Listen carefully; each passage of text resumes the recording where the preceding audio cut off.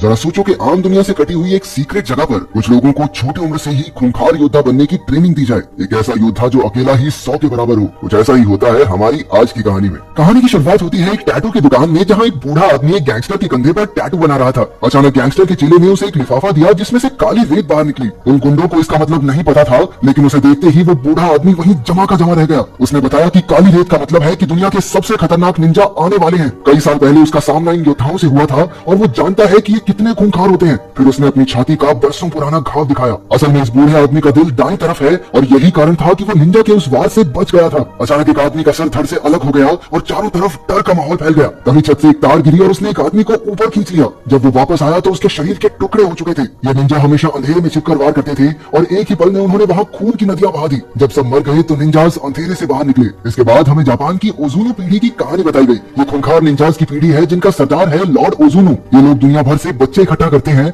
और कड़ी ट्रेनिंग के बाद उन्हें निंजा बनाया जाता है। इन निंजास के बारे में दुनिया के सभी बड़े लोग जानते हैं, लेकिन आम जनता को इनकी कोई भनक नहीं। कोई भी इन्हें 100 किलो सोना देकर किसी का भी कत्ल करवा सकता है। ओजुनु पीढ़ी सदियों से अंधेरे में काम करती आ रही है। बताया जाता है कि रशियन प्रेसिडेंट और जापान के प्रधानमंत्री की मौत के पीछे भी इनका ही हाथ था। एक दिन लॉर्ड ओजुनु राइजो नाम के एक बच्चे को वहाँ लाए। उसके माँ बाप ने उसे लावारिस छोड़ दिया था, इसलिए ओजुनु उसे अपने साथ ले आया। ओजुनु को मन ही मन में लगा कि ये बच्चा आगे चलकर इस पीढ़ी का सरदार बनेगा। इसी वजह से उसकी काफी सख्त ट्रेनिंग होने लगी। 10 साल की उम्र तक उसके शरीर पर कई घाव थे जो उसे गलतियों की सजा के तौर पर मिले थे। उनके मुताबिक एक निंजा को हमेशा छिपकर रहना चाहिए, इसलिए राइजो को लकड़ी की जमीन पर चलवाया जाता और अगर हल्की सी आवाज भी हुई तो ओजुनु उसके पैर पर जोर से वार करता। रात को वो दर्द की वजह से सो तक नहीं पाया, लेकिन तभी किरिको नाम की एक लड़की ने आकर उसके घाव पर मरहम लगाई। वो भी उसकी तरह निंजा ट्रेनिंग ले रही थी। वहाँ सबको सिखाया जाता था कि किसी भी तरह के इमोशंस को अपने अंदर से निकाल कर फेंक दो, लेकिन किरिको सबसे अलग थी। उसे लोगों को मारना बिल्कुल गलत लगता था। जैसे जैसे वक्त बीतता गया राइजो और किरिको बड़े होते गए, लेकिन दोनों में कोई खास बातचीत नहीं हुई। वो दोनों सिर्फ दूर से ही एक दूसरे को देखते थे। राइजो अब ओजुनु पीढ़ी का सबसे काबिल निंजा बन गया था, लेकिन अपने सीनियर ताकेशी का सामना करते हुए वो हार गया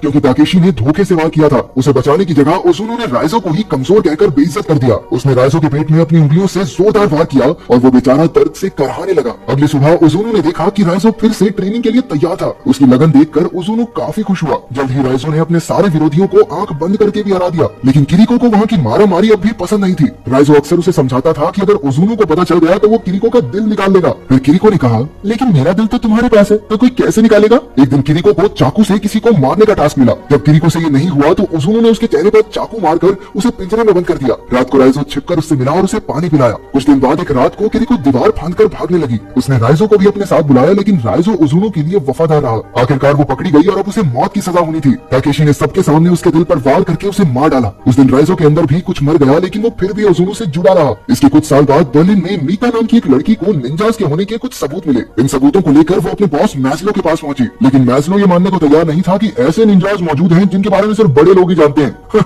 ऐसा कुछ नहीं होता। इसलिए मीका ने उसे सबूत दिखाए कि बड़े लोगों का पैसा इधर उधर होने में और कई नेताओं की मौत में निंजास का ही हाथ है। अब मैस्लो ने इसके बारे में और जानने का फैसला किया। उन्हें पता चला कि सेबैस्टियन नाम के एक जासूस ने भी ऐसे सबूत इकट्ठा किए थे, लेकिन जल्द ही उसे काम से निकाल दिया गया और किसी ने उसका खून कर दिया था। उधर राइजो भी किसी खास काम के लिए बर्लिन में था। वो एक सुनसान से घर में अकेला था और हर सुबह कड़ी ट्रेनिंग करता। एक दिन वो कपड़े धोने की दुकान पर गया, जहाँ उसे एक औरत दिखी। उसे देखते ही राइजो समझ गया कि वो भी एक निंजा है। उसी वक्त दोनों ने एक दूसरे पर वार किया और एक जबरदस्त लड़ाई शुरू हो गई। कुछ देर बाद हमने देखा कि राइजो उस लड़की को एक वॉशिंग मशीन में भर के चला गया था। उधर मीका उस जासूस की पत्नी से मिलने पहुंची जिसे निंजास के सबूत मिलने पर मार दिया गया था। उस औरत ने बताया कि यूं तो उसका पति काफी हिम्मत वाला था, लेकिन उस घटना के बाद वो इतना डर गया कि घर के हर खिड़की दरवाजे पर कम से कम 2 ताले लगाकर रखता। घर के हर कोने में रोशनी रहती थी। उसने परछाइयों के लिए कोई जगह छोड़ी ही नहीं कि कहीं कोई निंजा ना आ जाए। लेकिन उस रात जब वो आए तो बत्तियां अपने आप ही बंद होने लगी। अगले दिन मीका के ऑफिस में एक ऑफिसर आया, क्योंकि वो ऐसी चीजों के बारे में ज्यादा सोच रही थी जो उसके काम की थी ही नहीं। उस रात मीका ध्यान से घर लौटी, लेकिन उसने देखा कि पूरी गली में ही लाइट नहीं थी। वो फिर भी अपने घर में घुसी और उसी वक्त एक निंजा ने उस पर हमला कर दिया। हैरानी की बात तो ये थी कि एक दूसरे निंजा ने उसकी जान बचाई और सारे कातिलों को खत्म कर दिया।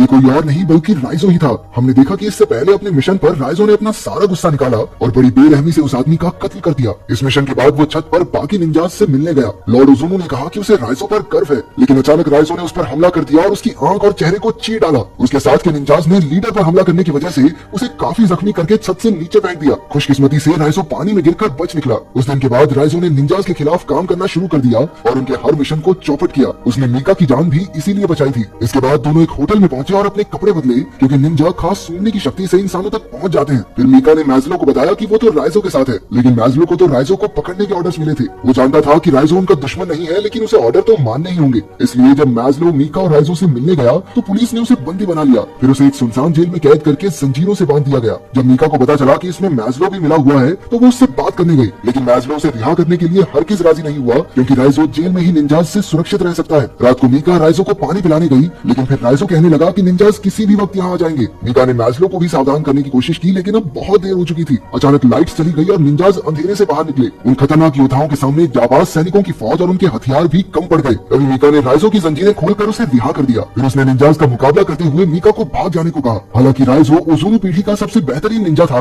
लेकिन इतने सारे निंजाज को एक साथ संभालना उस पर भी भारी पड़ रहा था। अंत में राइजो और ताकेशी लड़ते हुए सड़क पर पहुंच गए। ताकेशी अपनी तलवार से राइजो का काम तमाम करने ही वाला था कि मीका ने पीछे से अपनी गाड़ी से उसे टक्कर मार दी। फिर वो राइजो को होटल में ले आई। हालांकि राइजो काफी जख्मी था, लेकिन वो डॉक्टर के पास जाने को राजी नहीं हुआ। मीका कमरे में बेहोश पड़े राइजो के पास बैठ गई। मीका ने अपनी जान बचाने के लिए राइजो का शुक्रिया अदा किया। फिर उसने एक ट्रैकिंग डिवाइस निकाला जिससे मैज्लो को उसकी लोकेशन का पता चल जाए, लेकिन पुलिस के आने से पहले ही निंजाज आ गए और राइजो को उठाकर ले गए। जब पुलिस पहुंची तो वहाँ सिर्फ मीका थी। उसने बताया कि 10 मिनट पहले ही वो लोग राइजो को वहाँ से ले गए। उधर राइजो को लॉर्ड ओज़ोनो के सामने पेश किया गया। उसने राइजो को माफी मांगने का आखिरी मौका दिया, लेकिन राइजो ने कहा, मैं झुकेगा नहीं साला। इससे ओज़ोनो का गुस्सा 7वें आसमान पर पहुंच गया, क्योंकि कुछ साल पहले तक तो उसने सोचा था कि यही लड़का आने वाले समय में पूरे कबीले का सरदार बनेगा। उसने राइजो को किरिको की जगह खड़ा किया और फिर अपनी उंगलियों से 3 बार खतरनाक वार किए। आमतौर पर ओज़ोनो के एक ही वार से लोग मर जाते थे, लेकिन राइजो ने तो बस खून की उल्टी की। उसके साथ साथ ट्रैकिंग डिवाइस भी बाहर आ गया। उसी वक्त मीका ने पूरी पुलिस फौज के साथ हमला करके खलबली मचा दी। कई निंजाज धमाकों में मारे गए।